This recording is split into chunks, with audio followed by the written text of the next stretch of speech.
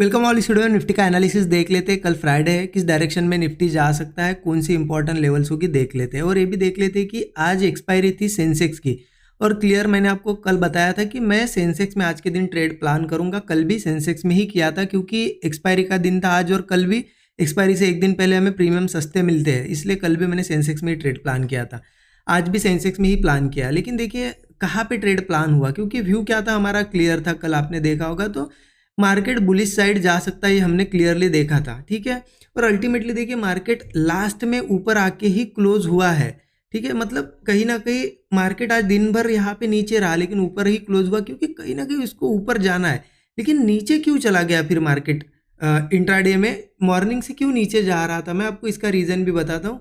देखिए एनालिसिस के हिसाब से देखा जाए, अगर किसी ने सोचा होगा कॉल प्लान करने के लिए निफ्टी सेंसेक्स में मॉर्निंग में, तो यहाँ पे देखिए नीचे आया मार्केट, एक रेजिस्टेंस बनाया और उसी लेवल्स के आसपास फिर रेजिस्टेंस बन के रहा है। मतलब यहाँ कोई कॉल का ऐसा कोई खास सेटअप ही नहीं बना।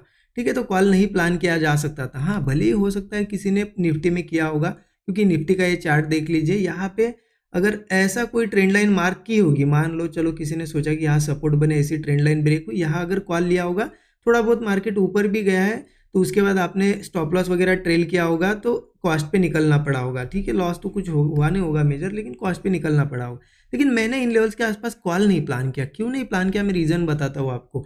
क्योंकि एक बहुत सिंपल सी चीज़ थी, इन लेवल्स के आसपास जब सेंसेक्स 83,000 के आसपास था, तो मैंने एक चीज़ ऑब्जर्व की, जो एट द मनी का मतलब 83,000 का कॉल और पुट अगर ऑब्जर्व किया होगा तो क्या होना चाहिए, आज एक्सपायरी का दिन था, ज़्यादा से ज़्यादा प्रीमियम में डिफरेंस होना चाहिए 10-15 पॉइंट का मैक्सिमम, इससे ज़्यादा नहीं होना चाहिए। मतलब अगर यहाँ पे कॉल 100 रुपये का चल रहा है तो पुट ज़्यादा से ज़्यादा 80-85 रुपये का।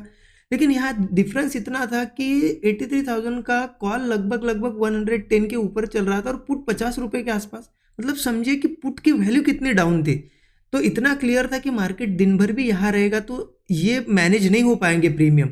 तो पुट को बढ़ाने के लिए मार्केट एक बार नीचे का मुंह देगा, ये मेरा क्लियर व्यू हो गया था। इसीलिए मैं यहाँ पे कॉल पे ज़्यादा फोकस नहीं किया। मैंने क्या किया, यहाँ पे जैसे ही ब्रेकडाउन दिखाया तो यहाँ पे मैंने पुट साइड का ट्रेड प्लान किया। अब आप कहोगे यहाँ पे कि आपने तो कल व्यू कॉल साइड का बताया, फिर आपने क्यों पुट प्लान किया? क्योंकि यहाँ जो प्रीमियम दिख रहा था मुझे क्लियर था कि मार्केट आएगा ऊपर ही, मैं कॉल के लिए ही रुकने वाला था। लेकिन एक बार मार्केट नीचे जाएगा पुट बढ़ाने के लिए, और ये मैंने क्लियर मेंशन किया था। जैसे स्टूडेंट ग्रुप में मैं शेयर करता हूँ ट्रेड, जब ये ट्रेड शेयर किया था मैंने मेंशन भी किया था कि ट्रेंड बुलिश है, लेकिन मैं यहाँ पे पुट, जब पुट में जो स्पाइक आने वाला है, जो पुट बढ़ने वाले, वो एक मूव कैच करना चाहता हूँ। क्योंकि भले ही देखिए हमारा व्यू बुलिश है, हमें पता है मार्केट में अपसाइड का ही मूव आएगा, लेकिन अगर हमें दिख रहा है कि शॉर्ट टर्म में एक सेलिंग मूव आने वाला है तो क्यों ना वो अपॉर्चुनिटी भी कैच की जाए। वो मैंने अपॉर्चुनिटी कैच की और यहाँ से पुट इतने तेजी से बढ़े, इतने ज़्यादा बढ़े कि एक अच्छा खासा प्रॉफिट मेरा पुट में हो गया।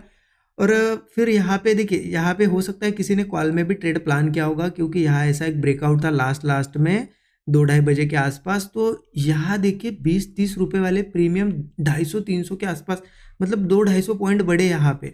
हो सकता है किसी ने कॉल लिया होगा तो यहाँ पे ऐसा बनाया होगा। मैंने यहाँ पे ट्रेड लिया, मैं आपको दिखाया। तो अच्छा ट्रेड था आज के दिन, पुट में हमने एक अच्छा खासा बड़ा प्रॉफिट किया है। आज का भी अच्छा प्रॉफिट रहा और पिछले 2 दिन भी कंटिन्यूसली ग्रीन रहा है हमारा दिन। ठीक है, तो ये होता है मार्केट में, थोड़ा बहुत भी मोमेंटम रहे ना उसे हम कैच कर लेते हैं, लेकिन साइडवेज ही मार्केट रहा तो ऐसे दिन कॉस्ट पे निकलना या छोटे लॉसेस लेने पड़ते हैं। बाकी जो भी सेटअप रहता है आपको पता है, मैं डेली स्टूडेंट ग्रुप में शेयर करता हूँ, जरूर चेकआउट कर सकते हो डिस्क्रिप्शन में डिटेल से, किसी को लर्निंग वगैरह करनी होगी तो। ठीक है, बेसिक टू एडवांस सभी चीज़ें सिखाई गई। अब देखिए कल क्या करना है हमें, उसके लिए चलते हैं निफ्टी के चार्ट पे। निफ्टी के चार्ट पे इसलिए क्योंकि कल हम निफ्टी में ही प्लान करेंगे। अब देखिए निफ्टी में एक ट्रेंड लाइन ऊपर से आपको दिख रही होगी, मैं डेली चार्ट ओपन करता हूँ। ठीक है, डेली चार्ट पे देखिए कल भी हमने डिस्कस किया था कि कहीं ना कहीं इस ट्रेंड लाइन को टेस्ट करने की कोशिश मार्केट करेगा, और आज भी देखिए भले ही नीचे नीचे रहा है मॉर्निंग में, लेकिन लास्ट में ऊपर ही आके क्लोज दिया है। आपको दिखेगा ये ट्रेंड लाइन बहुत ज़्यादा इंपॉर्टेंट है, क्योंकि यहाँ से पहले भी रेजिस्टेंस लिया है, फिर रेजिस्टेंस लिया और इस बार आया है। तो ऑब्वियस सी चीज़ है, अब यहाँ से गिरना तो पॉसिबल नहीं लग रहा है। एक बार इस ट्रेंड लाइन को नहीं कुछ तो टेस्ट करेगा या फिर थोड़ा ब्रेकआउट भी कर सकता है। तो इतना तो क्लियर है, एक बुलिश मूव हमें मिल सकता है।